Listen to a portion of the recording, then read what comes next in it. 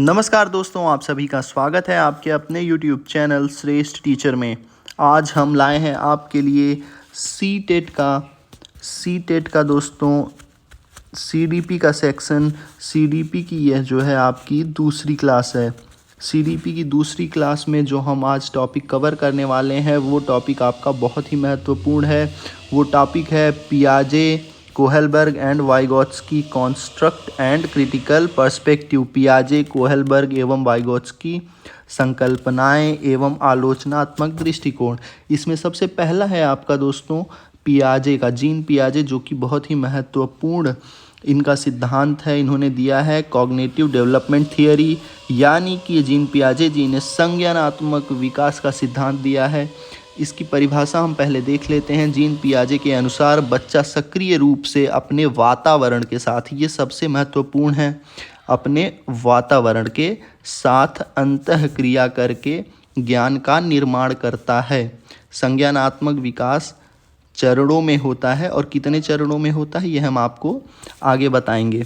दोस्तों, अंतःक्रिया का यहाँ मतलब आप समझ लीजिए, बच्चा जो होता है वो वातावरण के साथ क्या करता है, अंतःक्रिया करता है। उसी के माध्यम से वह सीखता है, चाहे उसको फील करके, देख के, समझ के। यही आपका अंतःक्रिया है यहाँ पर। अब हम इसके स्टेजेस देख लेते हैं दोस्तों। पियाजे के द्वारा 4 स्टेजेस दिए गए हैं, स्टेजेस ऑफ कॉग्निटिव डेवलपमेंट, यानी कि संज्ञानात्मक विकास के 4 चरण दिए गए हैं। पहला चरण जो कि है सेंसरी मोटर, ये आपका 0 से 2 वर्ष के लिए होता है। इसको हम हिंदी में संवेदन प्रेरक अवस्था कहते हैं। अच्छा, संवेदन प्रेरक अवस्था में क्या होती है, बच्चा क्या करता है, इंद्रियों और क्रियाओं से सीखना। बच्चा अपनी इंद्रियों और क्रियाओं से सीखता है। सेकेंड स्टेज आता है प्री ऑपरेशनल स्टेज, 2 से 7 वर्ष के लिए होती है यह। इसको हम पूर्व संक्रियात्मक अवस्था कहते हैं। अब पूर्व संक्रियात्मक अवस्था में बच्चा क्या सीखता है, भाषा विकास, काल्पनिक सोच, यह सब बच्चा अपने सीखता है।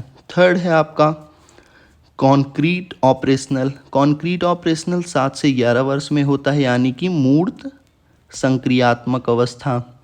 मूर्त संक्रियात्मक अवस्था में बच्चा क्या सीखता है, ठोस चीज़ों पर लॉजिकल सोच, जो उसको दिखता है उस पे वो अब लॉजिकल सोच समझने की क्षमता विकास करने लगता है।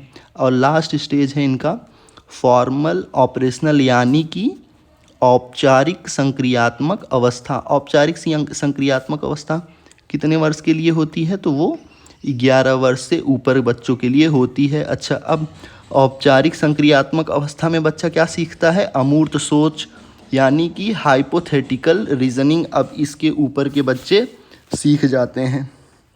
अब हम इसके बाद का देखते हैं, इसकी की कॉन्सेप्ट क्या है। इन्होंने बताया कि स्कीमा, असिमिलेशन यानी कि समायोजन, एकोमोडेशन यानी कि अनुकूलन, इक्विलिब्रेशन यानी कि संतुलन, ये सब चीज़ें बच्चा धीरे धीरे अपने अंदर विकास करता है।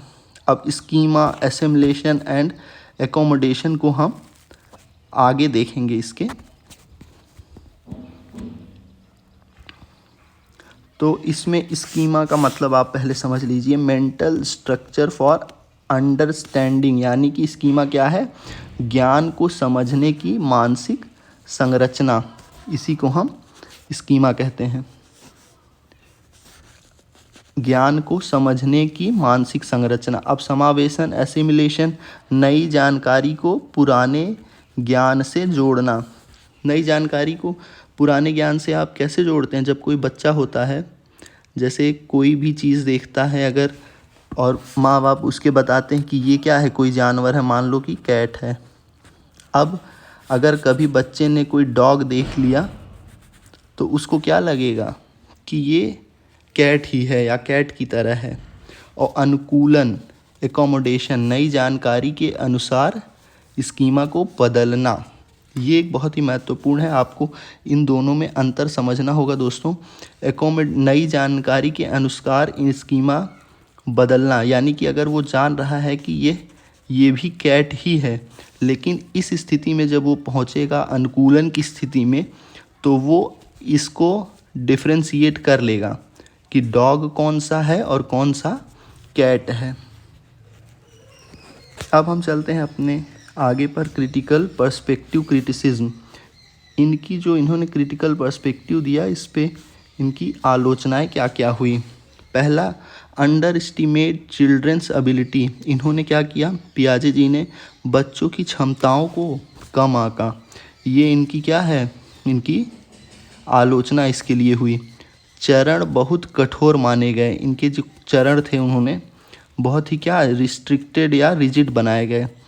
सामाजिक एवं सांस्कृतिक कारकों की उपेक्षा की। ये बहुत ही महत्वपूर्ण है, यही आपका मोस्टली पूछा जाता है। उसमें ऑप्शंस में आपका यही देगा कि सामाजिक एवं सांस्कृतिक कारकों की इन्होंने क्या की, उपेक्षा की। इन्होंने इसको अपने 4 चरणों में या और चरण बनाकर इसको जगह नहीं दी, जबकि बच्चों के लिए सामाजिक एवं सांस्कृतिक कारकों से सीखने का सबसे महत्वपूर्ण जरिया यही होता है। अब हम चलते हैं दोस्तों MCQ पर। अकॉर्डिंग टू पियाजे, इंटेलिजेंस डेवलप्स थ्रू। पियाजे के अनुसार इंटेलिजेंस किसके थ्रू डेवलप होता है, रीइंफोर्समेंट, स्टेजेस, कॉग्निशनिंग, कंडीशनिंग या फिर ऑब्जर्वेशन। तो उन्होंने क्या बताया था, स्टेजेस बताए थे कि 4 स्टेजेस में इंटेलिजेंस आपकी क्या होती है, डेवलप्ड होती है। सेकेंड क्वेश्चन है, conservation develops in which stage. Conservation किस स्टेज में डेवलप होती है, सेंसरी मोटर, प्री ऑपरेशनल में, कॉन्क्रीट में या फॉर्मल में। तो आप सबको पता है कि कंजर्वेशन उनका थर्ड ऑप्शन यानी कि कॉन्क्रीट ऑपरेशनल में डेवलप होता है। जीन पियाजे के अनुसार बच्चा ज्ञान का निर्माण कैसे करता है, सक्रिय अंतःक्रिया द्वारा। इसके द्वारा, सक्रिय अंतःक्रिया के द्वारा बच्चा ज्ञान का निर्माण करता है। अब हम चलेंगे लॉरेंस कोहलबर्ग के नैतिक विकास का सिद्धांत। इन्होंने किसका सिद्धांत दिया, मोरल डेवलपमेंट थियरी।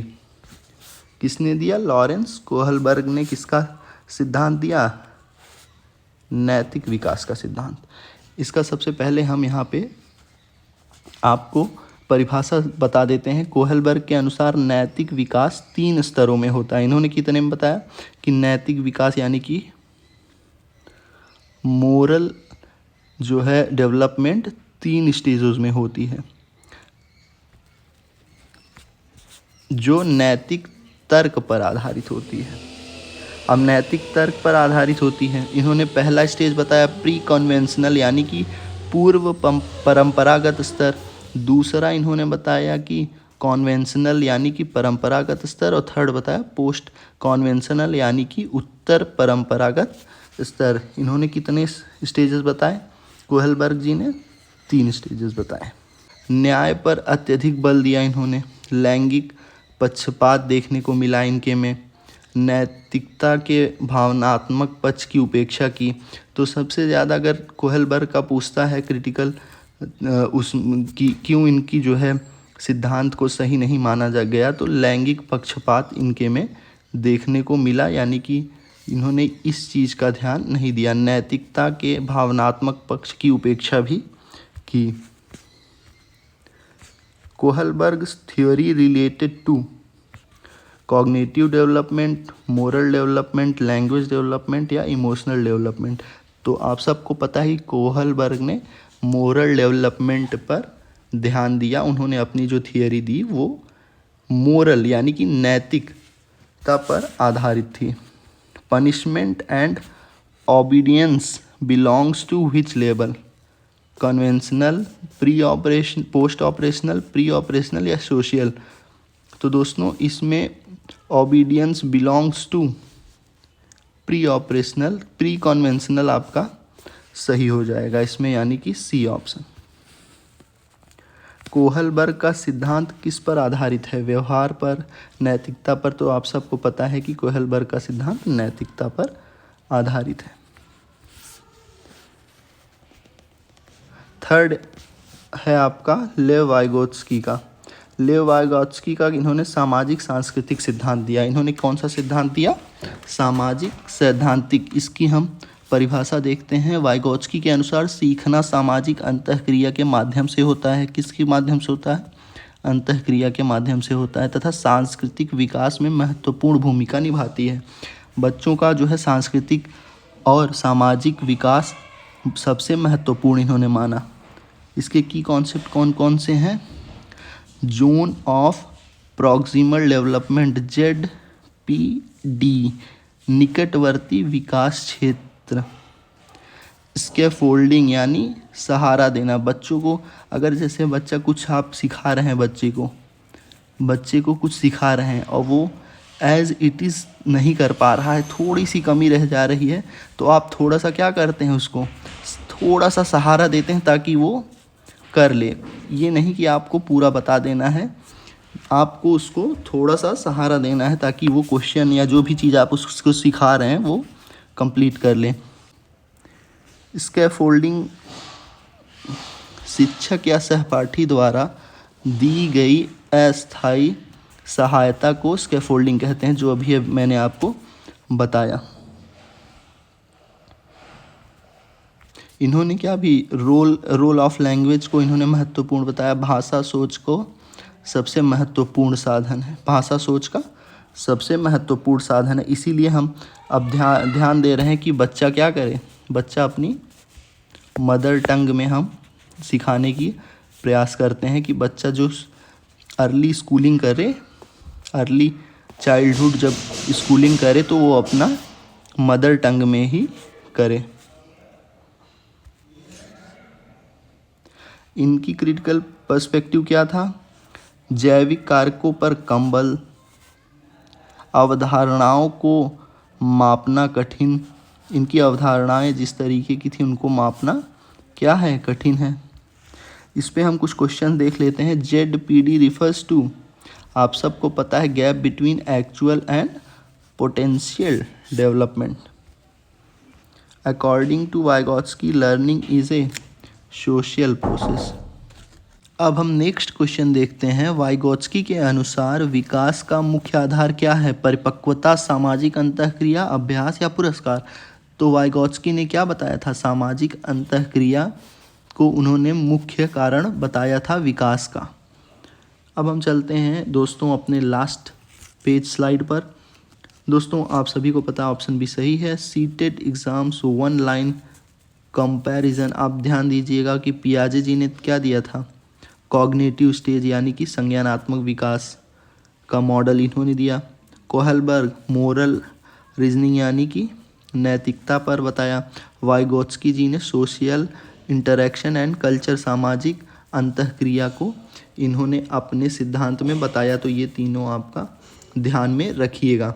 दोस्तों हम CDP को सिलेबस वाइज कवर कर रहे हैं, और अगर आप चाहते हैं कि सीटेट में आपके फुल 30 आउट ऑफ 30 मार्क्स आप लाएं, तो हमसे जुड़ जाइए, हमारे चैनल को सब्सक्राइब कर लीजिए ताकि लेटेस्ट वीडियोस आप तक मिलते रहें। वीडियोस देखने के लिए आप सभी का धन्यवाद।